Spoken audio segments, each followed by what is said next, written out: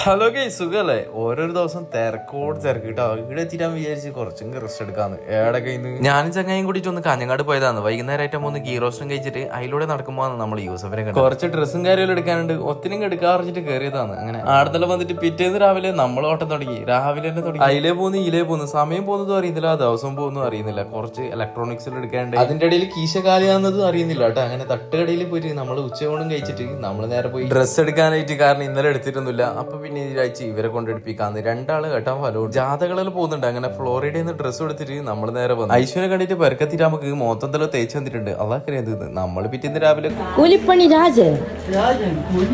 പണിന്റെ കാര്യത്തിൽ പിന്നെ യാതൊരു മാറ്റില്ല. നമ്മ പിന്നെ അവിടെ പോയാലും പണിയെടുക്കല്ലോ, എന്ത് പ്രശ്നം. അങ്ങനെ പണിക്കാരെല്ലാം വന്നിട്ടുണ്ട്. ജോറ് പറയായിട്ട് പണിയെല്ലാം നടക്കുന്നുണ്ട്. കുറച്ചും കൂടി ടൈൽസും കാര്യമെല്ലാം വേണമെന്ന് പറഞ്ഞു. അങ്ങനെ പോയതാണ്. നമ്മുടെ ഫറാസാണെങ്കിൽ ദുബായിൽ നിന്ന് വന്നിട്ടുണ്ട്. അങ്ങനെ സാഹചര്യം കണ്ടിട്ട് നമ്മൾ നേരെ പോയിട്ട് പെങ്ങളാടെ അഡ്മിറ്റ് ആയിട്ടുണ്ട്. നമ്മളെ ചുട്ടുമണീനും കൂട്ടിയിട്ട് അവിടെ എത്തിയിട്ടാകുമ്പോണ്ട് ഗ്ലൂക്കോസ് കേറ്റൽ യോനിക്കും കാണിക്കണം എന്ന് പറഞ്ഞു. എല്ലാവരും കാണിക്കട്ടെ. അങ്ങനെ നമ്മൾ അവിടെ കുറച്ച് കളിച്ചിട്ട് നമ്മൾ നേരെ വരുമ്പോണ്ട് ജില്ലി കേൾക്കുന്നുണ്ട്. അങ്ങനെ ഫുള്ള് തിരക്കോടെ തിരക്കന്നെ. അങ്ങനെ നല്ല ചക്കന്റെ മുടി തന്നിട്ട് മഴയും ആസ്വദിച്ചുകൊണ്ട് നമ്മൾ നിന്ന്. അപ്പൊ ഓക്കെ, ബൈ.